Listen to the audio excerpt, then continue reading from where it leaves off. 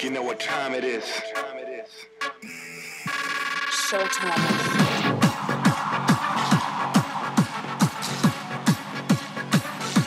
We're born to bounce. Feel the bass. I tell ya. Going to bounce. Get ready. It's showtime. Welcome to Showtime with the Apollos. I am Brent Allen, your host, joined as always by my good buddy, Ren, the man Daxed. Ren, how are we doing tonight, man? You love pointing at me. I do. It's when we're in this side-by-side box. I do. I really want you to high five me, but you're too good for that. I know. Yeah, I will not do that. It doesn't matter if I'm too good or whatever. I'm not going to do that. But there is one thing, like, since I'm on this side when you're looking at the YouTube stream, like I'm on this side, so I have to turn this way so I'm facing you. You know? And, Yep. But like the wall is like right here. Right. Right. Yeah. Yeah. Like in your space there. Yeah. Yeah. You're right. So I would really appreciate it if we could switch boxes. Oh, you want to switch? Now I understand that maybe, you know, it's your show, you're the creator and everything. You want to be like on the left because, you know, everyone sort of reads left to right. Maybe that's a matter of importance to you. But for my personal like comfort, right, I would really like to not have to face this way. You want to go on the other side? Yes. Or here's what else we could do. Yeah.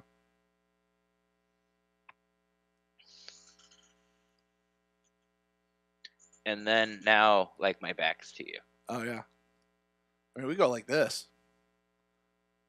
Okay. You'll see it in about 4 seconds on the YouTube stream. Yeah, I got it. It's coming up now. It's coming up now. Wow. Hey, listen.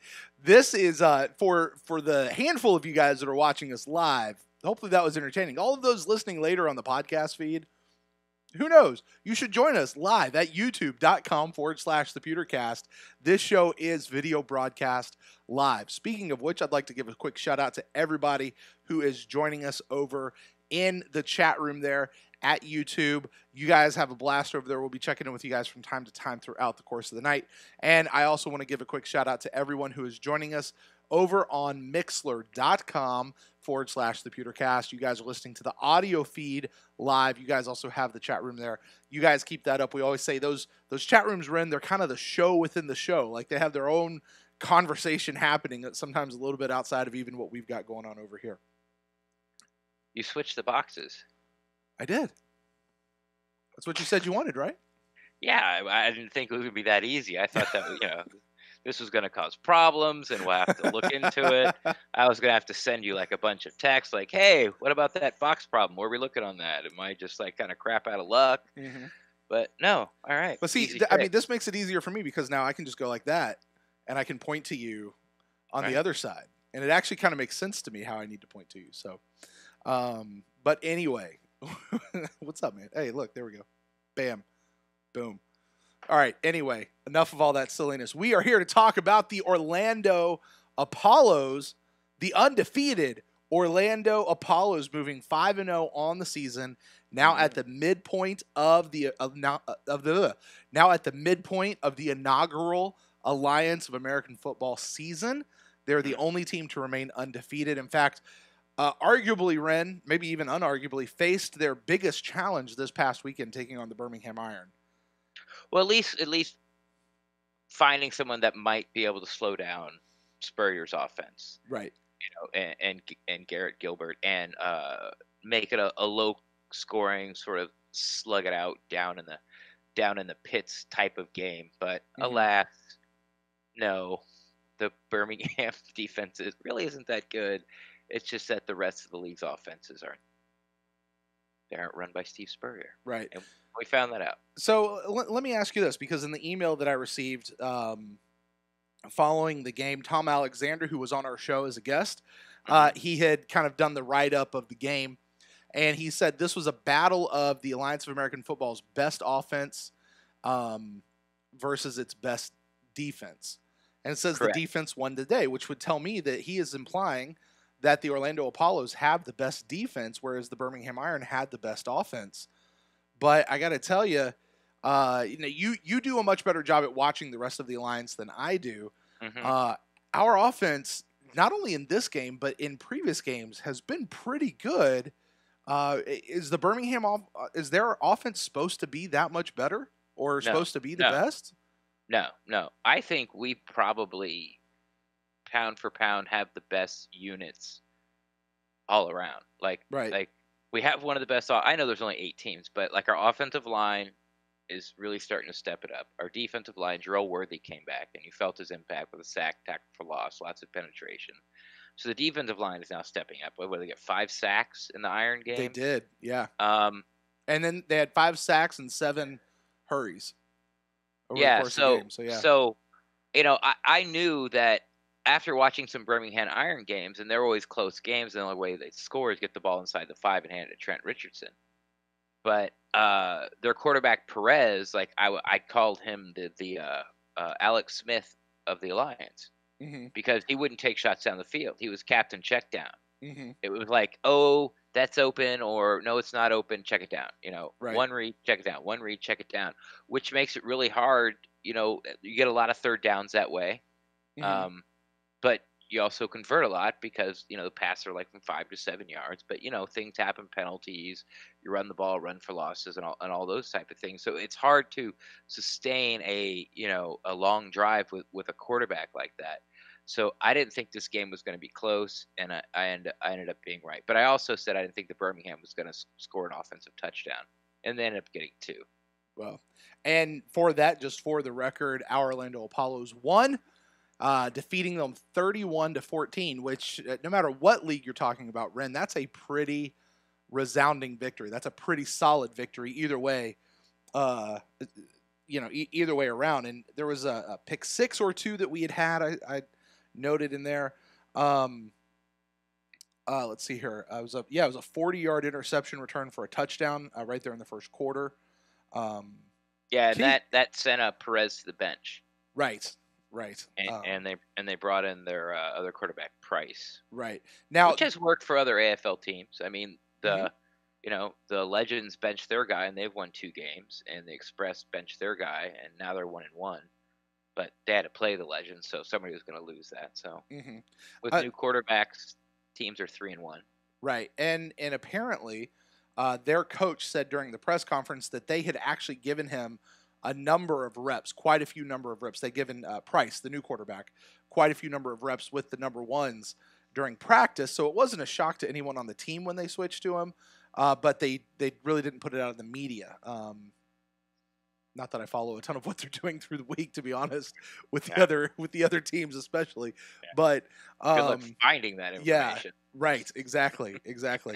But they basically from the sounds of it, this was a planned switch, or at least it maybe not planned, but it was very much on the table that they could. Yeah, the Iron were 3-1, but they had won through defense. And that's why, like, if their defense wasn't the best defense statistically in the Alliance, they might not have won a game. They haven't been putting up a lot of points. Now, Perez was taking care of the ball, so it's sort of that just good enough to get you beat type of quarterback. Right. And so, I guess maybe the Iron coaching staff had seen the spark that Mettenberger and Murray had provided their teams and tried to do the same thing. But it was Price had come in, give him a spark. He took a lot more shots down the field, obviously. But I always want to. Is it Reyes? It's Reyes, right? The quarterback. Our guy. Yeah. Our guy Razor. Razor. They pronounce it Razor. It's spelled Razor, but they pronounce it Razor. All right, yeah, that guy has Silver Salinga. He has Razor has 3 interceptions. I've seen him personally drop 2 in his breadbasket. Right. I mean, like hit him like right in the chest. Not like he was diving for it or you could have had that one. It was like he was throwing you the ball and you dropped it. Right. So he has 3, 1 return for the touchdown in this game, and it's just watching this. I was watching week 1, week 2, week 3. I'm like, okay, the reason the Apollos are better is because there's lots of drops. Like there's lots of receivers, running backs in the league sort of dropping a lot of these passes. And it's like, man, that's not a good look. But now these past 3 weeks, it's really just about coaching.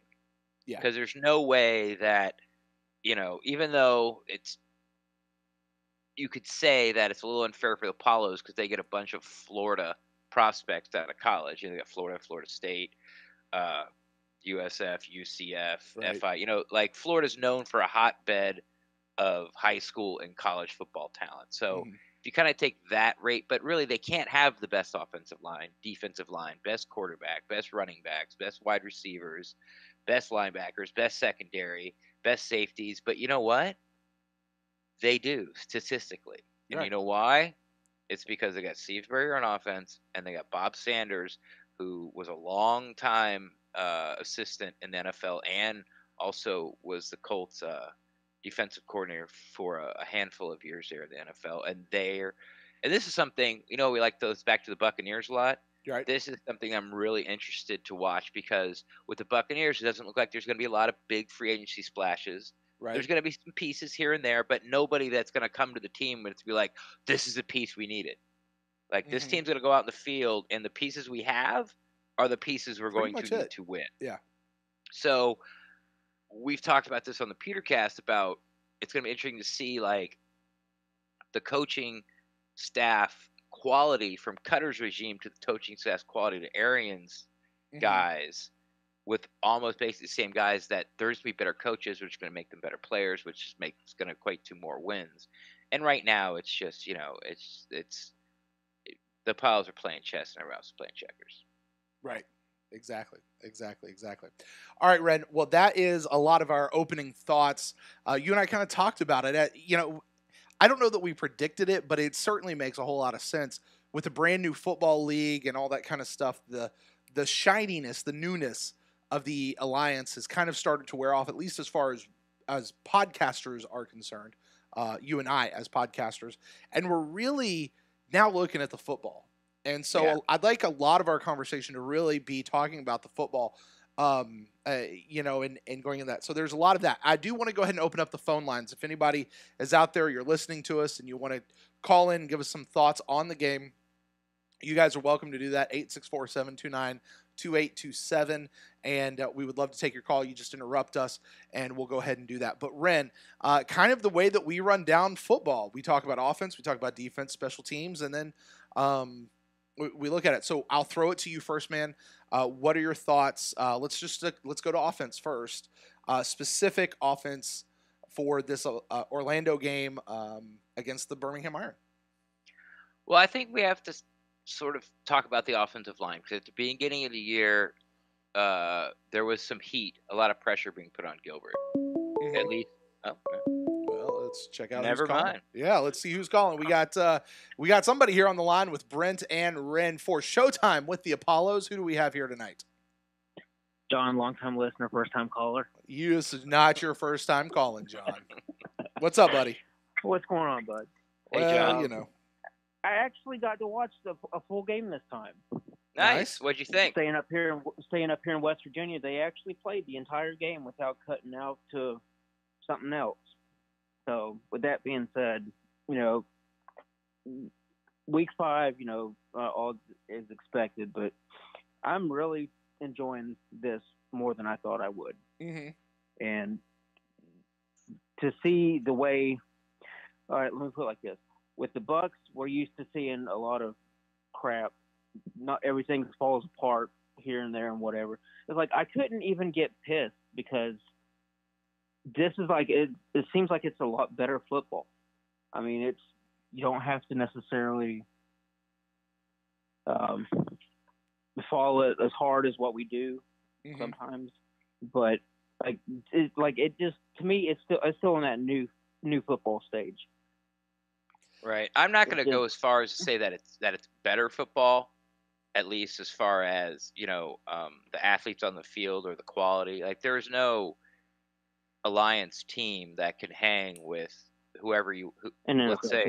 Yeah, we'll pick the Cardinals because they have the first pick. The Cardinals would wipe the floor with any of these guys. Now, it is a more competitive brand of football. Mm-hmm. I think it's with their rules and their changes, and with everybody sort of having a player or two that's kind of better than everyone else in the field.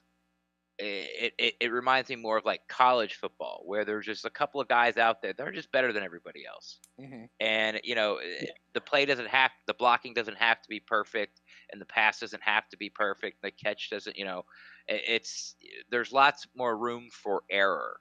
Like I see a lot of these throws that Gilbert squeezes in the quote unquote window, and I just sort of say silent to myself, like that would never happen at the next level. Like that's picked. But at this level, Mm-hmm. he can make the throw. So it's always fun to have a winner. And like I said, it's entertaining, it's fun, and it's competitive, and we're winning. So Yeah, and Yeah. I mean, mean, it's nowhere near the NFL, but like it gives you the chance, because like we're all Bucs fans. Like we take this Bucs games a little bit more seriously than the average fan does. sure. And this one here, I feel like it gives you that chance to actually just be a fan. You don't have to worry about hardly anything like that, like we would on Sundays.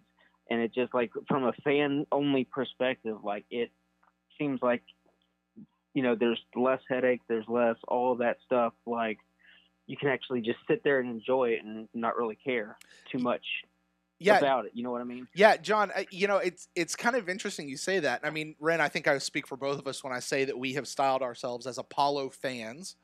Yes. Here around it, certainly to Bucs fans. But I mean, John, you bring up an interesting point. I don't know that I've thought a lot about till now. So, Ren, I'm interested to hear your pieces on this. But if the Buccaneers go out and lose, or they do something, I don't want to say that the rest of my week is ruined, but it certainly is just this. It's not great. And I know for a lot of fans out there, a lot of our fellow Bucs fans, their Monday is shot. With it, Yeah. And so 11 times a year, Monday is shot. If the Apollos go out and lose, that's not going to affect my Monday.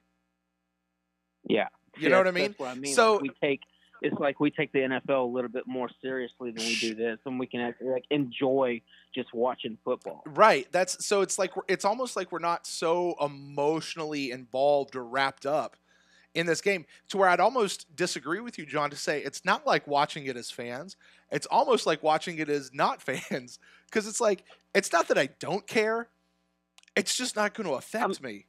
You know what I mean? Yeah, we don't let it bother us like we do when we watch a Bucs game. Yeah. I mean, Ren, how about you? Does that ring true for you? Or, I mean, not that you've had to suffer an Apollo's loss yet because they're 5-0, but I mean, that's not going to ruin your Monday though, is it? I don't even think it would ruin my Saturday or Sunday. Like whatever day they're playing. Right. Like if they lose, 10 minutes later, I'll be fine. Right. Now I've watched enough Bucs seasons, all of them, so I've conditioned myself over the years, thickened my skin. Mhm. But like it's good. Like if the Bucs lose, it's gonna ruin my next handful of hours. Right. It just is. At least through the InstantCast, it will.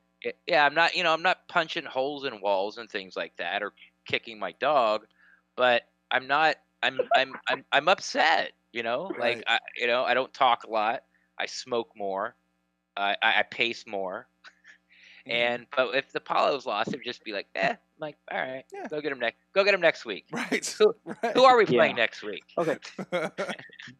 But I do have a serious question for you guys though, and concerning the NFL and the Bucs. Like, who on both sides of the ball do you think would be most NFL ready after this season?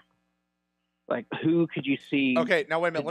Let me clarify. Yeah. And let me on both clarify. sides. Like, do you mean who is the most NFL ready that the Buccaneers would want? Because there could be players that would be NFL ready. Like, let's say we just say Garrett Gilbert. Yeah. We're not calling. I mean, I don't know. We might for a backup spot, but we're not calling him to come in and replace Jameis. So you mean specifically for the Bucs or just for the NFL in general? Well, give like a couple players for like the Bucs, and then just for like NFL, who you could see just as NFL in general. All right, like, Ren?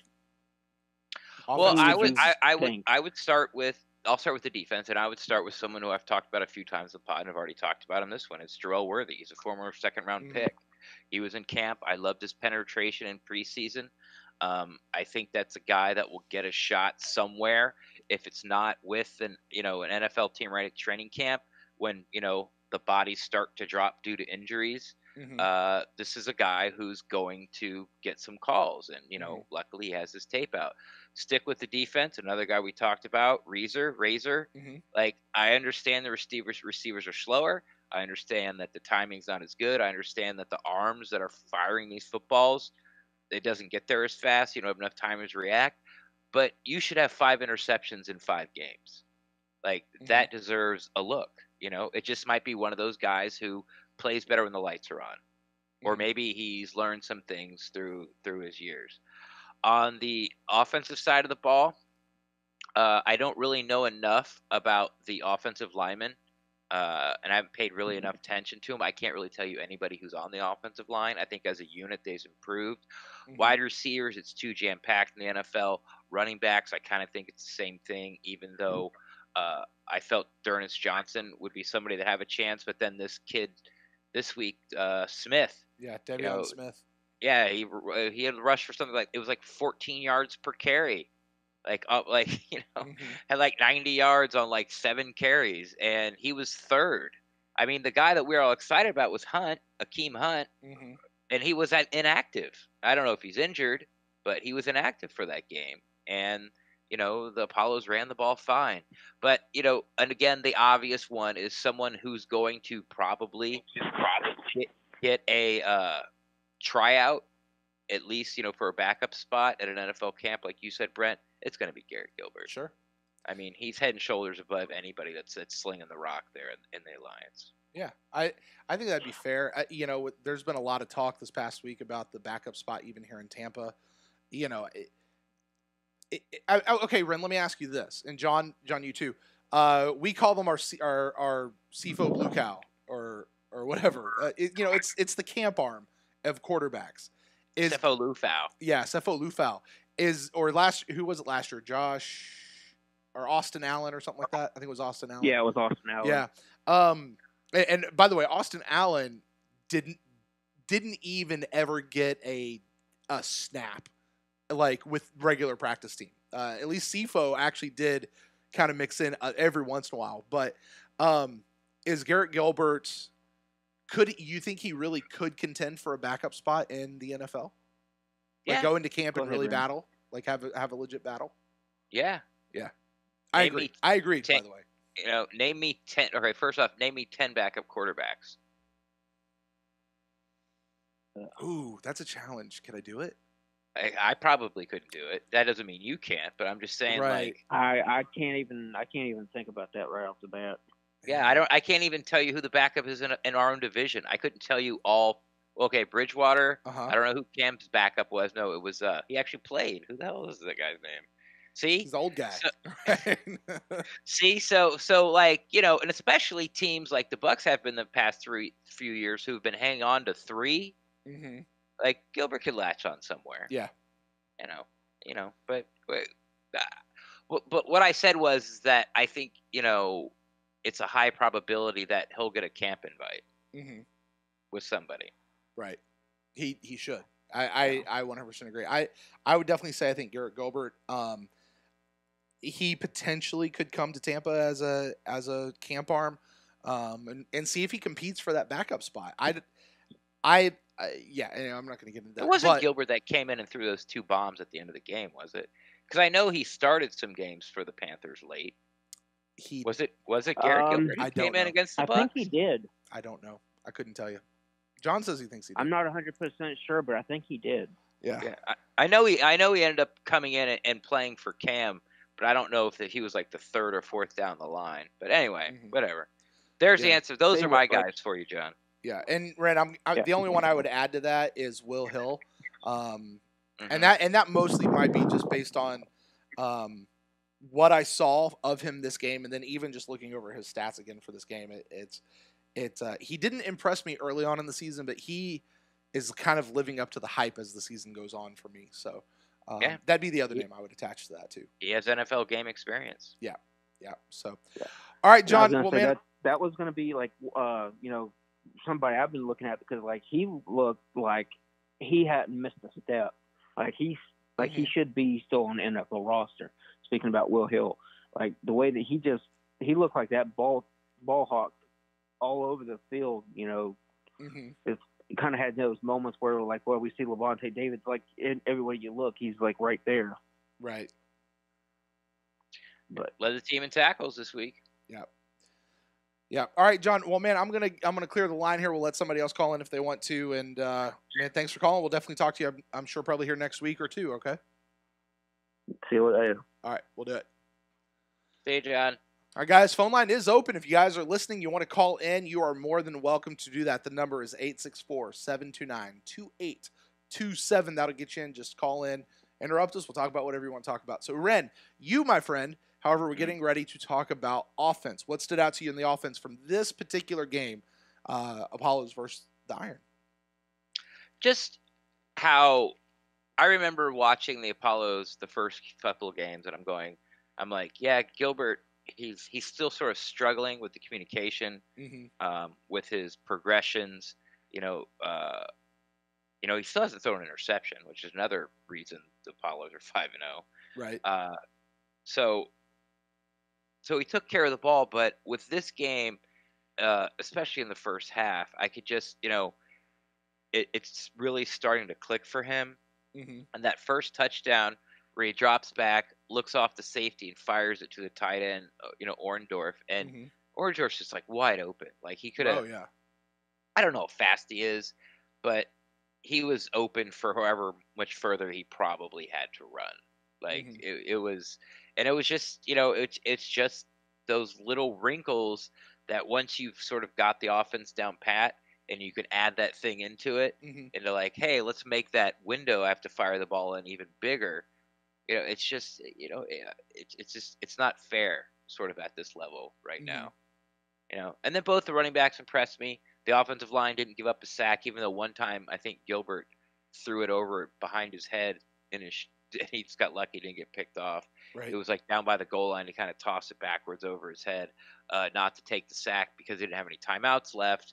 And I don't know if they would have got the field goal kicker out there, so he tried to sort of like dump it and got lucky. It didn't get picked off. They came in and kicked the field goal, but yeah. Talked about the offensive line. I've talked about both the backs, and the receivers are still, they started the season catching the ball, and now they're catching the ball. And I also feel sort of like Spurrier's offense is a lot about being at the right place. It's about timing. Right. It's like you need to be right here at 17 yards, because that's where the quarterback's he's gonna put his foot in the ground and he's gonna fire it there, and you need to be there. And I think week after week, Gilbert's not communication but comfort level with Johnson is just getting better and better and better. And I expect Johnson to sort of stay on this clip that he's been at, even though he didn't get 100 yards this week. It was more because I think the Apollos were because it's something Spurrier did. I think they were kind of rubbing it in the Iron's face that they couldn't stop the run. Like, oh yeah, you guys the best defense. Yeah, we throw the ball a lot, but we're just gonna come in here and run it right down your throat. Right. And you saw the running backs give extra effort, break tackles, spin out of tackles. You watch those NFL games, a running back goes down 10 out of 10 times. Right. And these guys were making them tackle them, and every once in a while that would turn into another like 8 yards, another 10 yards, things like that. So Apollos were in control beginning to end on the offensive side of the ball. Yeah, I mean, you say that specifically on the offensive side. Just looking down, kind of the stat lines, time of possession, first downs, third down efficiency, things like that. And I think the Apollos had it like for 10 minutes in the second quarter. Yes, that's just ridiculous. Yeah, it's. I mean, overall in the entire game, they held it for 34 and a half minutes, almost 35.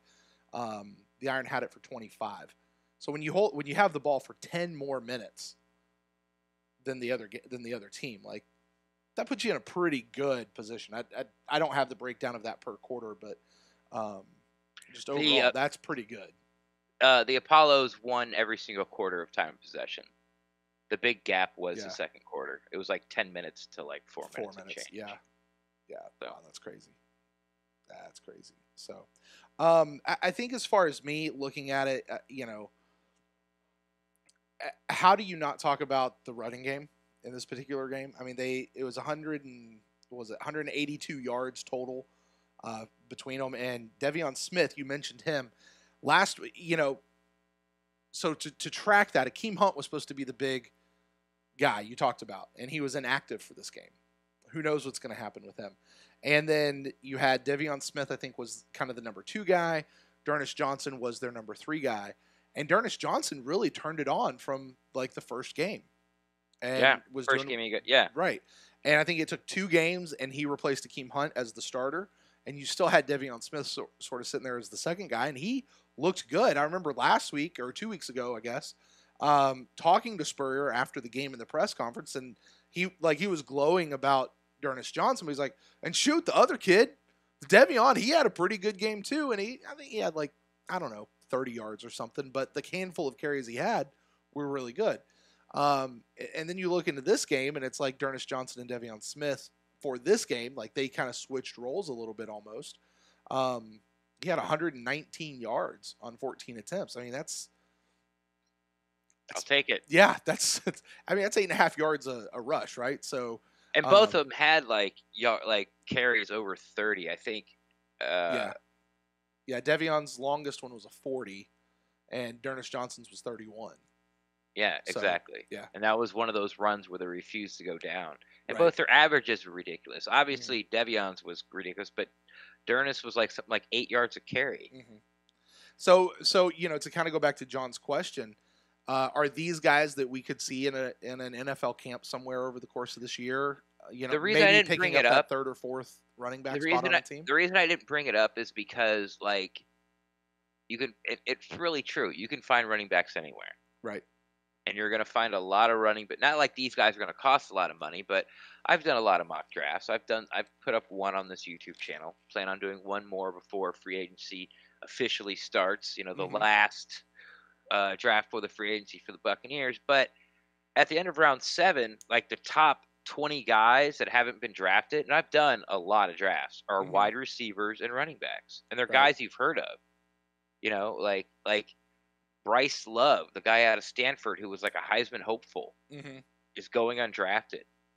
And then and it's not that D'Ernest Johnson or Devion Smith don't deserve a shot. Right. It's just a really crowded.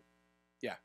It's just a lot of guys, man. Yeah. And let's face it, there are special backs in the National Football League, but they need somebody to block for them. They can't do their special things if they get the ball, there's somebody in their face. Right. So it's not like a wide receiver. It's not really like a quarterback. Yes, you have to block for the quarterback. There's things you can do to get the ball out quicker, more accurate. It's a running back's success depends on his offensive line more than it does his talent. Right. And so it's just a really crowded talent pool. And that's why I would say no, but it's not because I don't think they're not good enough. Yeah, I don't know. I don't know. I'll go with you on that.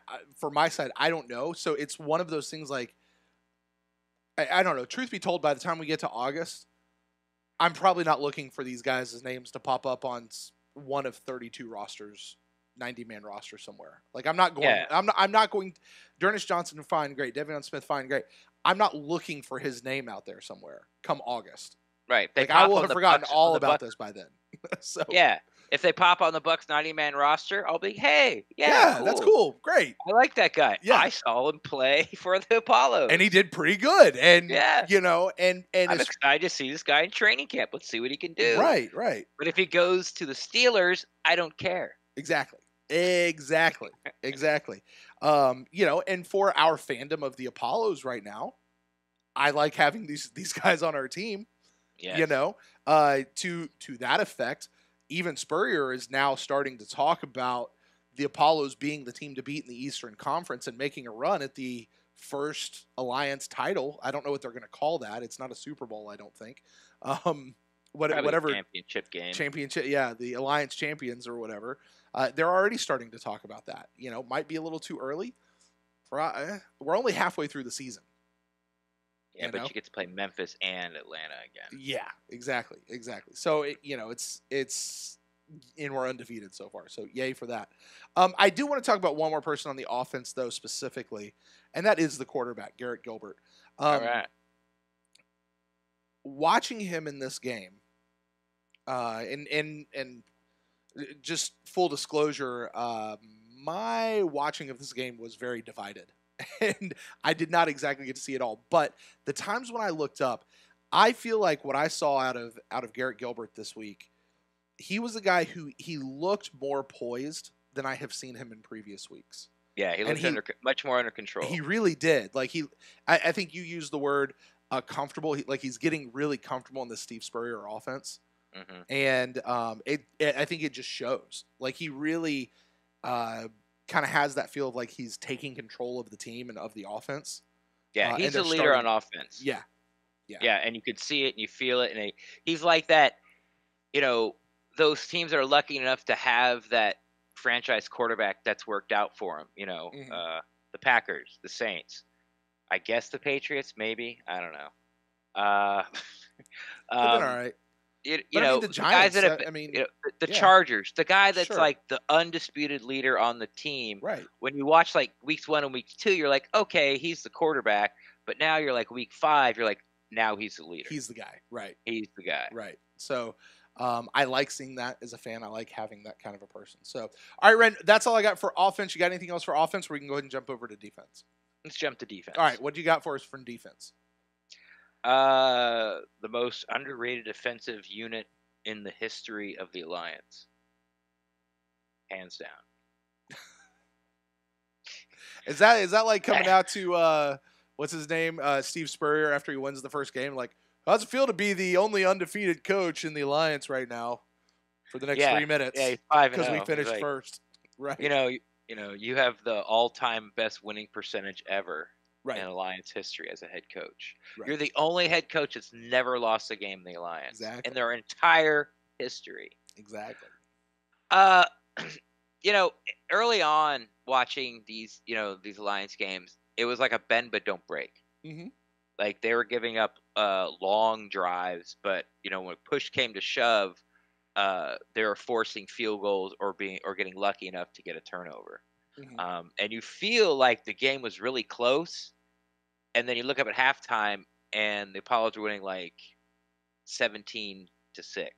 Mm-hmm. And you're like, okay, I guess, I felt like it was a nail biter that whole first half. Sure. And then by the end of the game, it's like 13-40. And it's like, okay, well, all right, there we go. But now it seems that they're starting to get more 3-and-outs. They're getting more comfortable. Mm-hmm. John talked about Will Hill, who's got a lot of NFL experience. They've talked about how the defense can't run the way they like it to run without him out there. Like he's the undisputed sort of captain getting ready where they're supposed to go. Mm-hmm. Razor, we've talked about. You'd have to say, you got 3 interceptions and you've dropped 2 more. So sure. 5 interceptions in 5 games. That's Hall of Fame gold jacket pace for a cornerback. The Alliance Hall of Fame. Do you think there's going to be an Alliance Hall of Fame? Is it going to get that far? Are they going to do that? They'll probably have one somewhere. Maybe they'll put if this becomes what I think the NFL and the Alliance hope it does. And sort of like long after we're dead, I would not be surprised if an Alliance wing goes into the Pro Football Hall of Fame. Okay. Because the NFL and the Alliance want this to be their minor league system. Sure. And they want it to work. And and they're step in step. The Alliance is not going to step on the NFL's toes. They're not necessarily going to do everything the NFL asks, but probably 90% of the stuff the NFL is going to ask. And so, like I said, long after we're dead, I wouldn't be surprised if there's an Alliance. Because it is a Pro Football Hall of Fame. It's not the NFL Hall of Fame. Mm-hmm. I wonder if they have a USFL exhibit in there. That's a good question. It'd be a great episode for the PewterCast run. A trip to the Pro Football Hall of Fame. Really? Oh, look, there's Leroy Selman, Derek Brooks, Warren Sapp. All right, we're done. That's it. All right, that was fun.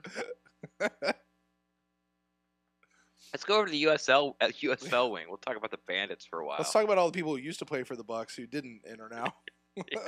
Or now. Oh, there's Steve Young. I remember that guy. Well, let's get back to this. Talking about defense. Sure. Yeah,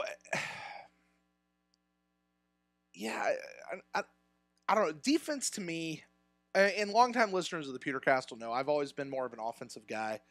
When I think of the defense, I always think of it, I don't break it apart. Like, to me on offense, there's the quarterback, and then there's the running back, and the wide receivers, and the offensive line, and the tight ends, and those are all separate things.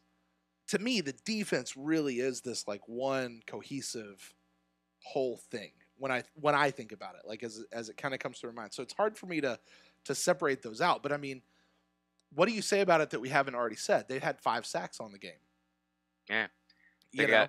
Never got to the defensive line. Well, Worthy came back and Yeah. He they came back it off was, injury. I mean, now his storyline, he got injured, I think, in training camp, and Yeah. he's been on IR since then. And he finally came back. In his first game back, he has a sack and a tackle for loss. and a tackle for loss. Defensive line has their best game. It's just like it's Right. beginning to be unfair. You know, it's these games, and I don't mean to sort of He has like. 2 tackles for loss, by the way. Well, one of them is a sack. Oh, well, okay, fair enough. That counts as it. But it's starting to feel like this is Alabama, like playing Vanderbilt. Right, Like every week. Like, okay, Vandy's going to score. They got some good players, right. but They're not a horrible team, but we have better players everywhere. Yeah. And it like once again it's down to coaching. It just really is. Mhm. And and the poor Atlanta Legends, they can't keep an offensive coordinator. Wow, yeah, I heard about them. So to go back to the Legends, it was the very first team that the Apollos faced. The week before the first game, they lost their head coach and their offensive coordinator. And now they've lost their offensive coordinator again. Yeah. So, yeesh. Yeesh is right. To be an Atlanta fan. Yeah. So, I mean, yay for the Apollos, smooth sailing. I didn't mean to cut you off there about the defense, but, it's like they're just like watching Garrett Gilbert on the offense and watch him improve. Like, if you watch week 1 to week 5, you would think it was a different quarterback. And I kind of think this with the defense. Week 1 to week 5, they're becoming the most dominant defense. I know that the league was talking about the Iron because they have the least amount of points. But we saw when they actually played with a team that didn't shoot themselves in the foot constantly, they couldn't move the ball, and they gave up 30 points. All right. Well, that's I mean, that's offense or that's defense. It was just good. It was just a good defensive performance. Yeah. Defensive line, great. Linebackers did their job. Cornerbacks intercepted, got a pick 6. Safeties came in making tackles. They were good. All right, special teams. Now, the kicker, he went, he's perfect on the season. He's 11 for 11 for his kicks on the season. Mm-hmm. He's perfect. Yeah. And in this particular game, he went 3 for 3. Yep. Which certainly made a difference. Their guy went 1 for 2, I think. He missed the first one, I'm pretty sure. Yeah, I think he went 1 for 2. I was just looking at that just to verify it, but it was the game. I don't know. Yeah, might have been another game I was watching. It doesn't matter. Our guy's perfect. Yeah, I'd like to see him from some distance. It was really impressive, him kicking like a 41 and a 47-yarder, or both of them were plus 40s in the snow last week. Mm-hmm. They were 0 for 1. Sorry about that. They were 0 for 1 on their field goals. Yeah. So 1 for 2 on their extra points. So I think the Fleet have a kicker that hasn't missed any field goals. Mm-hmm. But this is a kid, this Fry kid, the field goal kicker for the Apollos. He played for Coach Spurrier at South Carolina. He's known him for a long time, and Spurrier's like one of those guys who like, hey, we need a kicker. Oh, I got a guy. Well, wouldn't you want to look around? No, I got a guy. I trust. Right. And he's like, I got a guy. He's fine. Like, if 48 yards and in, he's not gonna miss. Like, that's what else do you got? Like, what's the next problem? Mm-hmm. I got a guy. Don't worry about it. And here he is, just Fry's in there doing his thing. And I don't really know much about Turk as far as how his punting is and his average in that. Mm-hmm. He's got a famous last name. And this is what we should have told John. The player that's going to be on the Buccaneers next year is going to be Drew Ferris. Belongs to him. Oh, okay. There you go. So he will be, and he will make the 53-man roster. All right, Ren, that is our 15-second cutoff for talking about a long snapper on the show. Done. Don't send us any emails, folks. Don't send us any emails. Not for that, anyway. All right, yeah. I mean, it's you're right.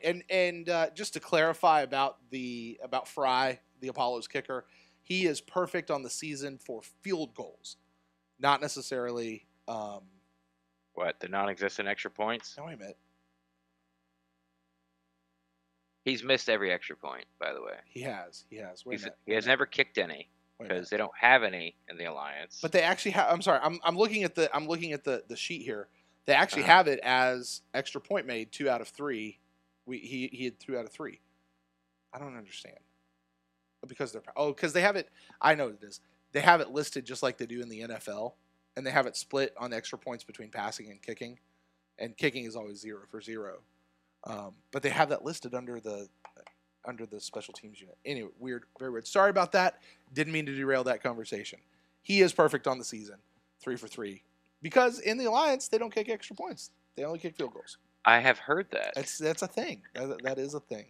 So, all right, Brent. Check shows week 1, week 2, week 3, and week 4. We have mentioned it every week. We extensively talk about how much we like not having extra points. Right. I just sorry. That's I'm like I said, I'm looking at the stat sheet that they send us, and it had me confused. I was like, what is going on here? Things aren't making sense in my brain. All right. I mean, that's the game. Apollo's had a great game. Again. They had what I think we would call a complete game. Yep. One side of the ball didn't carry the other. Everybody, all 3 phases. And with all these victories with 5-0, there's no well, they were lucky to win that one, or they got to improve here, or they might have trouble in the future. It's not. They're just beating these teams. Would you say? I'm sorry to cut you off, but speaking of that, of the victories notwithstanding, would you say this is probably their best win of the season, as far as from a football standpoint, and most complete win? Because some of them it seemed like they just sort of eked it out. Well, they didn't eke out win week 1. That was for sure. They dominated 40-6. I think was the finals there. They certainly got that one. But I'm thinking about last week's game, which was I guess with the level of competition, I thought the San Antonio game was. I thought that was a real back and I don't want to make a nail biter, but it was close throughout. Sure. I thought if it could have been a blowout if the Apollo's defense could catch a freaking ball. Mm-hmm. I mean, the San Antonio. I think his name is Woodside for the Commanders. He was lucky. He finally. I think that was a pick 6. I don't think it was Reeser though. It might have been. Mm-hmm. But so that was another pick 6 that they finally got their hands on. But it seems now that we're halfway through the season and you're looking at these scores, teams are starting to put up 20, 25, 27 points regularly. Mm-hmm. The games of 9 to 10 are over. It seems like everyone's starting to get in their groove and get in their rhythm. If they can catch up to the Apollos, we'll see. So as far as their, I guess, throwing in,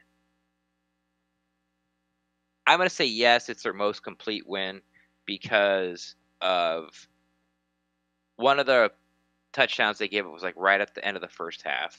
Right. And then they gave up one more score in the whole second half. Ended up being 14 points.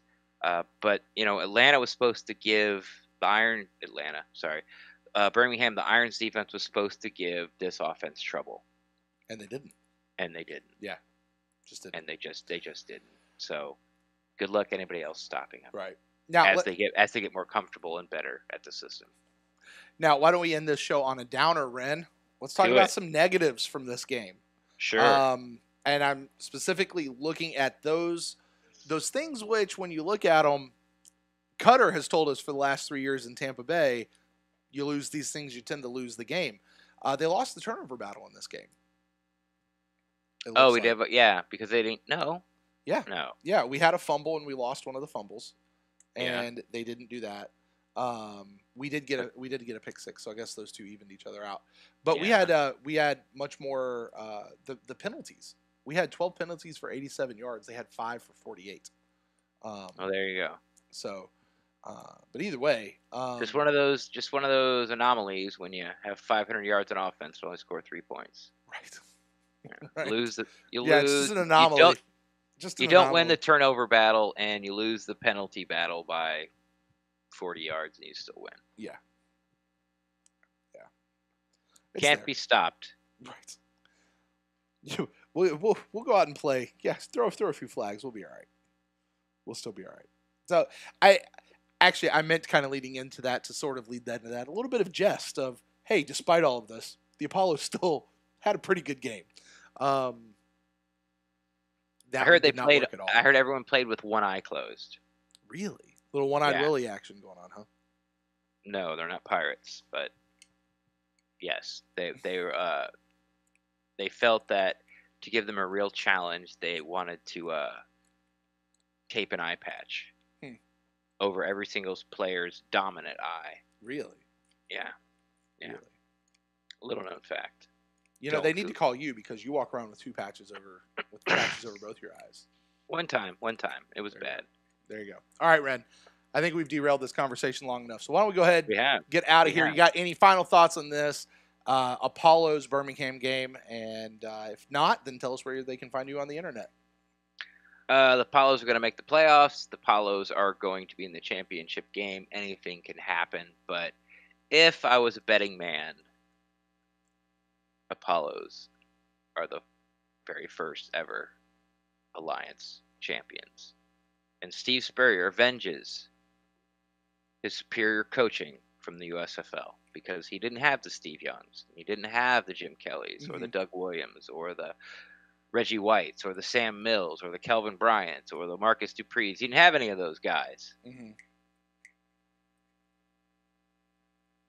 You can find me on the internet at Twitter, or on Twitter is the best way to do it. REN_DAXT. I'm always down to talk professional football. Ooh, nice. I like it. Thank you. Like it. Guys, if you want to find me, you can find me at Brent Allen Live across all the social medias. I'm out there somewhere. You guys can get a hold of me. Or you can find the show at the PewterCast. Chris Carter. There's another one. At the PewterCast on Twitter and on Facebook. You can also shoot us an email to thepewtercast@gmail.com. Hey, listen, if you call and if you write to us on email about the Apollos, we just may read it on a future episode. If you write to us about the Bucs, we will read it. Oh, we do. We read we emails. do. If you write to Because us you about know how hard it is to go an hour by going, oh yeah, they beat the crap out of him again. there you go. Any callers? No. How about All the right. offense? What else are Well, we going to fill in time with? They beat the crap out of everybody. And the defense? Yeah, they didn't give many points. Mm-hmm. Hey, let's talk about the kicker. He missed a field goal. Right. Let's do 15 minutes on how Fry might lose his job. Let's read the stat box live on air for the first time and see if we can There we pull go. that one out. There we go. Garrett Gilbert's first quarter stats were. Right. Let's read that. That'll be interesting. All right, listen, you guys want to do that? Shoot us an email because we will read that. If you want to shoot us an email about the Buccaneers, we'll read that on an upcoming episode of the PewterCast, not Showtime with the Apollos. But you can do that as well. Next week, Ren, the Apollos come home to the Bounce House in Orlando Saturday night, 8 o'clock. They'll be facing the Arizona Hotshots. This is supposed to be another big test. The Hotshots are one of the better teams out on the western side of the Alliance. But it doesn't seem like it because have they lost like the last? I don't know. They're you know what they're not? They're not undefeated. That's what they're not. No, they're in a. Actually, the Commanders are playing San Antonio. It might be over. It probably is over. I think it was only like 1 minute 20 seconds when the last time I checked. But the Commanders went out to a big lead and they have fought back. So it was close with 2 minutes left. But we'll see. I mean, yeah, I think I actually tweeted this out today. Since the Memphis Express and the Atlanta Legends have switched quarterbacks, I think the 4 best teams are all in the East. There you go. Wow. 4 best teams are all in the East? Yeah. That would include the Atlanta Legends. They just switched quarterbacks, and they're 2-0 since they switched. All right. There you go.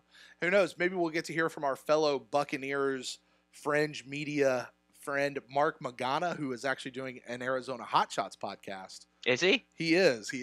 So we got to have him on. Yeah. Maybe we'll get him on. And we should work on that. So anyway, that's what's coming on next week. Hey, listen, if you guys are gonna be at the game, I'm gonna be there. Ren, think you're gonna be able to make it out? I don't know. You know? Do I have credentials or not? I think so. We'll verify that later on. If I don't, the answer is no. But if you do, the answer is yes. There you go. And I know I'll feel better. There you go. Yeah, that'd be great. All right. So anyway, you guys, listen. If you're going to be there, Can't get mad at DM me us. 'cause I had a sinus infection. No, you can't. DM us. We will come out and meet you because it's what we did last time, and it's actually more fun to go out and meet our fellow fans. So you guys do that. But we'll see you guys at the Bounce House, and after that, we will be back here next Sunday night, 10 o'clock, talking about the Orlando Apollos and how they will have gone to 6-0, beating up on the Arizona Hotshots. Until then, guys, we'll see you guys, and we'll say, take aim, go Apollo.